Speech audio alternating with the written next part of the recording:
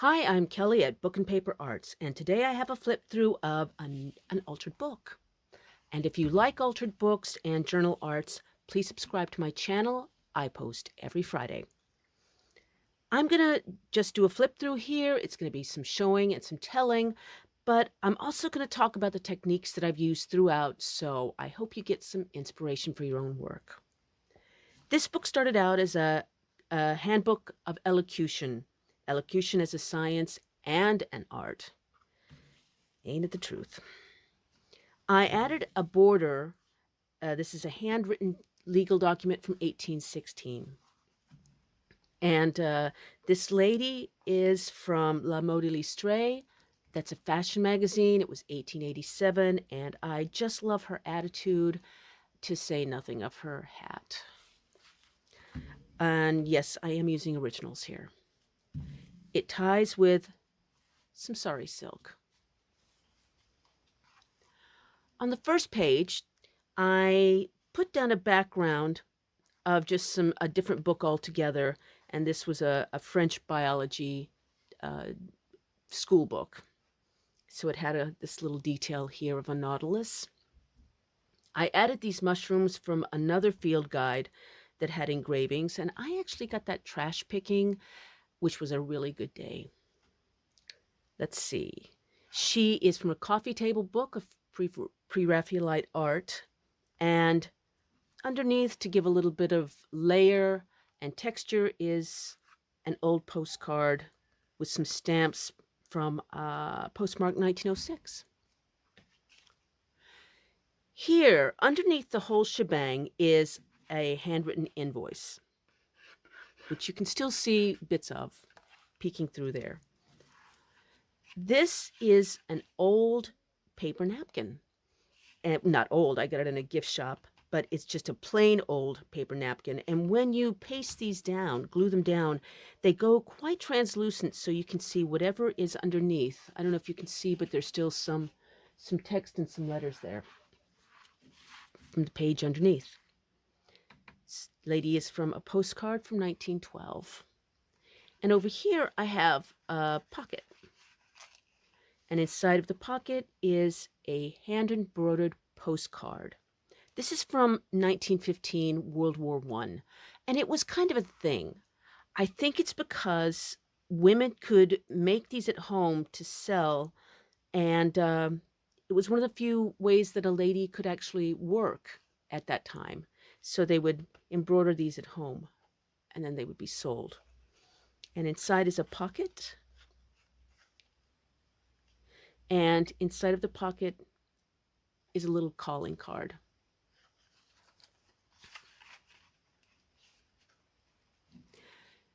This is from a coffee table book of icons, and he's from another coffee table book. So underneath is a border that goes all the way across of sheet music. And I have distressed this page quite a bit with just some acrylic and gesso and muss. Here are two more pockets, and these are made from gluing postcards onto the page. If you would like to see how that's done, I have a longer video that just shows the technique for making pockets out of postcards, or indeed any other kind of card that you have like that. And I'll put a link to that underneath this video in the text. She is probably turn of the 20th century, and she's so jaunty. That is one jaunty hat. And he is also from a book of engravings of birds that is from 1912. Inside this pocket is another beautiful calling card. This one is handwritten, and it is dated 1891. And you would have given these to friends like we used to give business cards. You would just exchange these. And over here are two vintage French holy cards. I like this one because it has these angels. It's 1932. This one is 19th century, about 1870, and it is very, very pretty.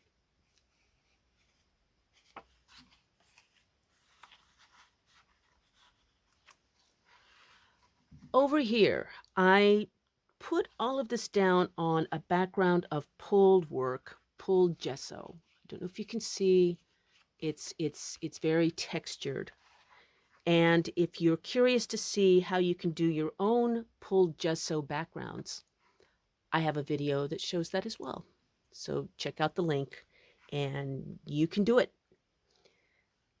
On top of that, I added some color with different acrylic paints, some tea bags, and underneath here is some rust-dyed gauze. So it's pretty messy in the best possible way. Let's see, she's from a coffee table book of art, and I have added a border here of sheet music. Plenty of drizzles here going down the page for that torn wallpaper look that I'm crazy about. Over here is another pocket, and underneath is a little bit of fruit sticking out, and inside is a handwritten invoice from 1846. So it's just an old bill, but it still has the sealing wax. So I think that's delightful. Finally, we have some very somber young ladies. I wouldn't want to mess with them. But they are having a staring contest with these birds, which are, again, from that field guide from 1912. And they are all on top of an old quittance, which is a canceled receipt.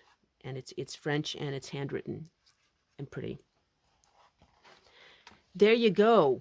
If you would like to see some still close-up photos of these pages to give you some ideas, or even if you'd like to think about buying it, I have a link to that post on my website underneath here.